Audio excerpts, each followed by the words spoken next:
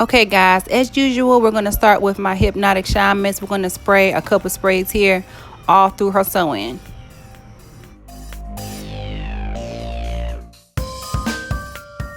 Diagonally, we're going to take the flat iron and kind of just run it through.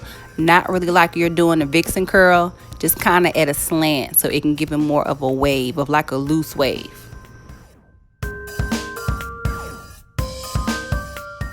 And of course, after you finish each row, make sure you go in with a hairspray of your choice. I'm using the Sebastian hairspray.